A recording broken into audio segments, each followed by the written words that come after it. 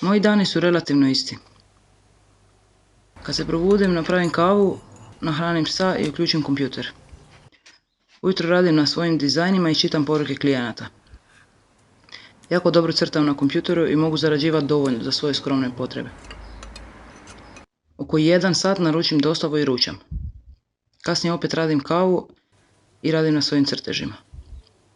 Imam mnogo prijatelja iz cijelog svijeta s kojima razmjenjujem poruke. Kasno popodne i navečer gledam omiljene serije i filmove. Ali danas se dogodila čudna stvar. Ne mogu dobiti dostavu od koje inače naručujem. Nema veze, mislim da imam nešto hrane od jučer.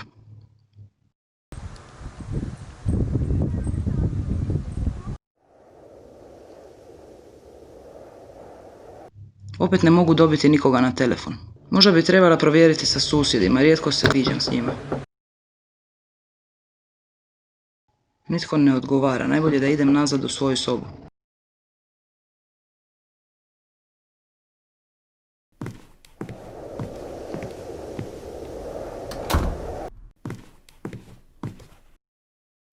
Nešto čudno se događa, ali nema smisla razmišljati o tome. Najbolje da radim ono što inače radim.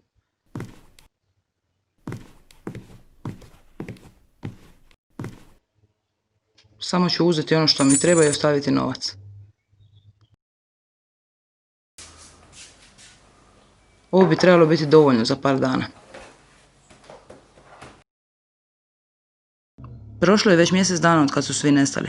Ujutro se ustanem i napravim kavu. Upalim računalo, crtam i gledam filmove. Nakon toga odem do dućana, ali sad više ne plaćam nego samo uzmem ono što mi treba. Možda jednog dana sve postane kako je prije bilo, ali istina je kad bolje razmislim, moj se život i nije puno promijenio.